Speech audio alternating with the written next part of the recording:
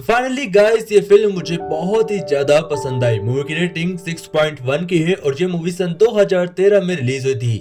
इस मूवी के अंदर हम देखते हैं एक ऐसी लड़की को जिसके साथ बहुत ही गलत होता है। तो चलिए कहानी को शुरू करते हैं। इस कहानी की शुरुआत में हमें दिखाया जाता है कैटी कार्टर को। कैटी कार्टर एक मॉडल है और वह न्यूयॉर्क में रहती है। उसे तलाश होती है एक ऐसे आदमी की जो उसकी अच्छी तस्वीरें निकाल सके, यानी कि एक फोटोग्राफर की। अब कैटी अपने फ्लैट में जाती है जहां उसे एक आदमी मिलता है। यह आदमी उसे बहुत ही ज्यादा पसंद करता था और वो उसके नीचे वाले रूम में रहा करता है। कैटी को जब भी कुछ चाहिए होता है तो वह इसी से बोलती है। अब उसे एक स्क्रू चाहिए था जो उसे दे देता है और इसके बाद कैटी यहाँ से निकल जाती है। तभी कैटी को पता चलता है कि उसे एक बहुत ही अच्छा फोटोग्राफर मिल चुका है जो उसकी बहुत ही अच्छी तस्वीरें को निकालेगा। अब कैटी उससे बातचीत करती है और अपनी फोटोज को भेज देती है और तभी वो फोटोग्राफर उसे कहता है कि हाँ, तुम बहुत ही अच्छी हो और तुम मेरे बताए गए पते पर फौरन पहुंच जाना। अब कैटी उस पते पर जाती है और उसे वहां पर एक फोटोग्राफर मिलता है। फोटोग्राफर का नाम जॉर्जी और इवान होते हैं। दोनों मिलकर एक लड़के की बहुत सारी तस्वीरों को खींच रहे होते हैं। तभी यहाँ पर जैसे ही कैटी आती है तो उसका शूट टाइम खत्म हो जाता है और कैटी का शुरू हो जाता है। तो अब कैटी को एक नई ड्रेस दी जाती है जिसके बाद उसका थोड़ा मेकअप करके कैटी को तैयार कर दिया जाता है। अब कैटी की तस्वीरों को खींचा जाता है।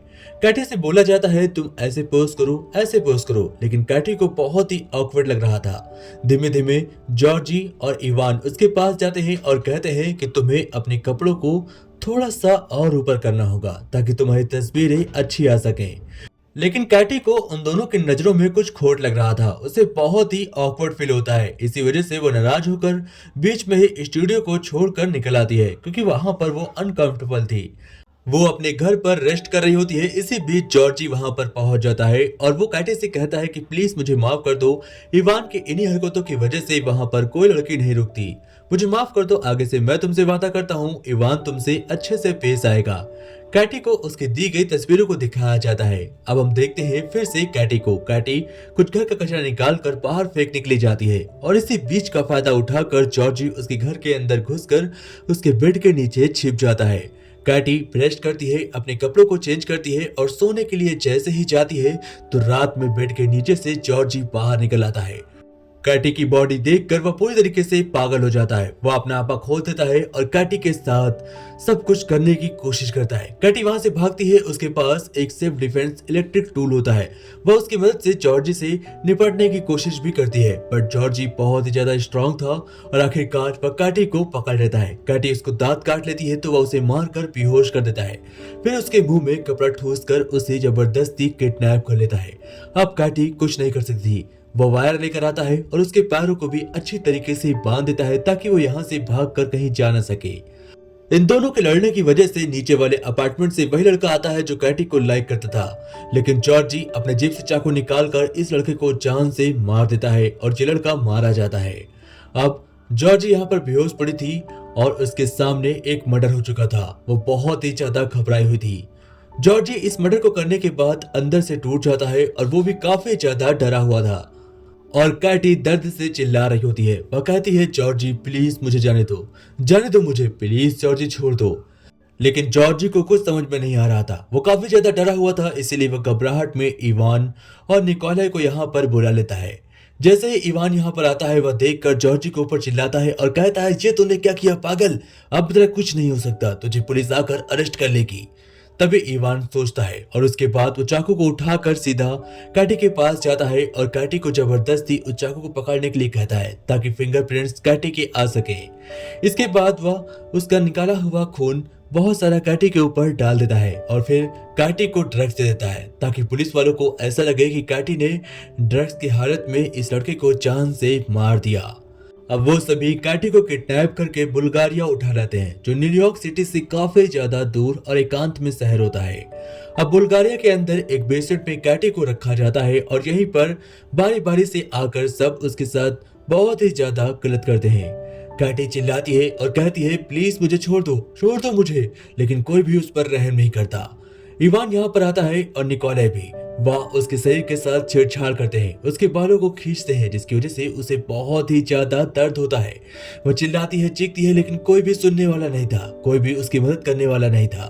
इतनी देर में यहाँ पर जॉर्जी आता है और उसे इसकी हालत देखकर तरस आती है।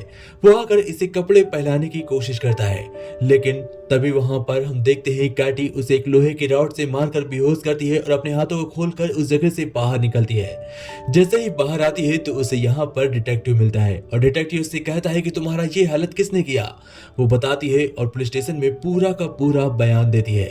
लेकिन ऐना जो इस पुलिस स्टेशन में एक बहुत ही अच्छे पोस्ट पर थी और डिटेक्टिव दोनों आपस में मिले हुए थे, क्योंकि उनके साथ मिलकर ही इवान और जॉर्जी ऐसे गलत काम करते हैं और उन्होंने आज से पहले भी ये बहुत बार किया होता है।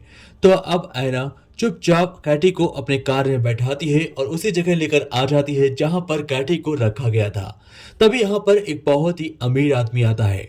वह कैटी को अच्छा खासा पैसा देता है और फिर एक इलेक्ट्रिक रॉड से उसे बहुत ही ज्यादा टॉर्चर करता है। वह उसके मुंह के अंदर इलेक्ट्रिक टॉर्च लगाता है, जिसकी वजह से कैटी को बहुत ही ज्यादा दर्द होता है और फिर इतना करने से भी उसका मन नहीं भरता, तो वह कैटी के साथ करता है जो एक लड़की पर नहीं करने चाहिए। जिसके बाद कैटी के मुंह से ब्लड आने लगता है और वह मरने वाली होती है।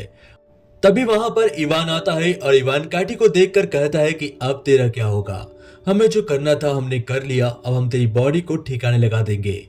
इन लोगों के अंदर इतना ज्यादा नफरत भरी हुई थी, इतनी ज्यादा दरिंदगी भरी हुई थी कि ये लोग उसे जिंदा ही दफन करने वाले थे। ये तीनों मिलकर जमीन के अंदर एक बहुत ही बड़ा गड्ढा करते हैं। उसके बाद कैटी को उसके अंदर डाल दिया जाता है और ऊपर से मिट्टी पाट कर ऊपर से एक बॉक्स का ढक्कन रख दिया जाता है। फिर एक बिट का टुकड़ा यहाँ पर रख देते हैं और फिर उसके ऊपर से एक गद्दा, ताकि किसी को भी शक न हो। अब कैटी उस बेसमेंट के अंदर कैद थी, लेकिन वहां की जो जमीन होती है वह सीवर लाइन की वजह से काफी ज्यादा नमी में थी और धीमे धीमे जमीन वहां की खिसक रही होती है। तो कैटी उसे खोद कर धीमे से नीचे से निकल जाती है और चुपचाप जाकर सीवर लाइन के अंदर फंस जाती है। अब सीवर लाइन के अंदर उसे कुछ खाने को नहीं मिल रहा था, इसीलिए वो यहाँ पर चूहों को पकड़कर उन्हें भून कर खा लेती है। अब कैटी अपना बदला लेने की ठानती है और कहती है मैं से किसी को नहीं छोड़ूंगी। अब कैटी चर्च में एक फादर के पास जाती है और अपने ऊपर हुए सारे वारदात को सुनाती है। फादर उसकी मदद करने के लिए ठान लेते हैं और उससे कहते हैं तुम उसी जगह रहो जहां पर तुम सेफ हो, यानी कि पाइपलाइन में, और तुम्हें जो कुछ भी जरूरत का सामान चाहिए, खाना और कुछ भी, तुम्हें पहुंचा दूंगा। यह सुनने के बाद कैटी कहती है ठीक है फादर, अब मैं अपना बदला जरूर लूंगी। सबसे पहले कैटी उन सभी के घर जाती है और उनके घर का अच्छी तरीके से जायजा लेती है कि वो लोग घर के अंदर कहाँ रहते हैं, उनके पास क्या क्या हथियार है, सब कुछ। उसके बाद वह जॉर्जी को कॉल करती है और जैसे ही जॉर्जी कैटी को देखता है वह उसका पीछा करने लगता है। अब कैटी उसे अपने पीछे लगाकर उसी बेसमेंट के अंदर आती है, यानी कि पाइपलाइन के अंदर, और वहीं पर उसके गले में वायर फंसाकर उसे पकड़ लेती है और उसे मारने के बजाय उसे जिंदा ही ऐसे बांधकर उसके शरीर में बहुत सारे कट्स लगा देती है ताकि वह दर्द से चीखे लेकिन मरे नहीं, क्योंकि उसे तड़फा कर अपना बदला लेना होता है। अब हम देखते हैं निकोलाई को, क्योंकि अब निकोलाई की बारी थी। निकोलाई एक बार में पार्टी कर रहा होता है और तभी उसके ड्रिंक में हार्ड जहर मिलाकर उसे पिला दिया जाता है ताकि वह बुरी तरीके से कमजोर हो जाए। और फिर जैसे ही वह उल्टियां करने के लिए टॉयलेट के अंदर जाता है वो उसे टॉयलेट के पानी को पिला कर उसे जान से खत्म कर देती है।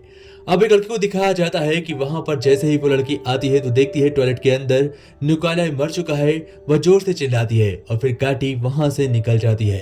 अब हम देखते हैं एक और बड़े आदमी को, वो अमीर आदमी जिसने बहुत सारे पैसे दिए थे ऐना को कैटी के साथ ये सब करने के। अब कैटी इस मोटे आदमी को लेटाकर वायर से मजबूत बांध देती है ताकि यह हिल न सके। उसके बाद इलेक्ट्रिक शॉक को इंतजाम करती है।